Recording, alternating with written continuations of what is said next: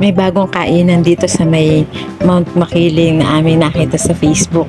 Malapit lang naman to dito sa bahay ng aking anak. Kaya nagkayayaan kami na puntahan ito. Dito sa may San Antonio, meron ng tatlo na tong kapihan or coffee shop na ginawa dito. At ito nga yung latest. Tingnan natin kung maganda nga ba. Kasi maganda yung sa Facebook na ipinapakita. At andito na nga po kami sa gate. Ayan, may mga nakapark na sa labas. Ibig sabihin, marami na rin nakapark doon sa loob. At yan nga, ang nadat na namin, maraming mga nagpupuntahan na kasi maganda nga yung pinapakita nila sa Facebook.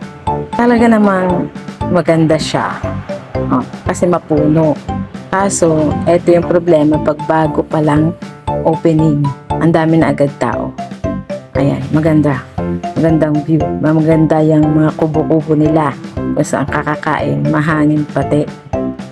Ayan. Kaya sabi ng anak ko, umakyat daw ako sa taas. Tingnan ko kung may bakante.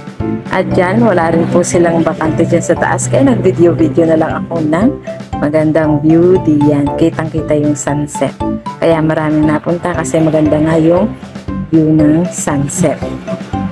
At pababa na ako dyan para balikan sila. Nahahanap lang kami ng ibang kakainan.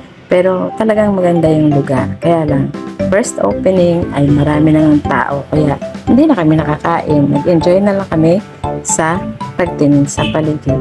Yan, kita niyo naman yung parking. Tagilid na yung mga sasakyan kasi dalisdis nga yan ang bundok. At yan, nagkaharang-harang na. Kaya pauwi na kami.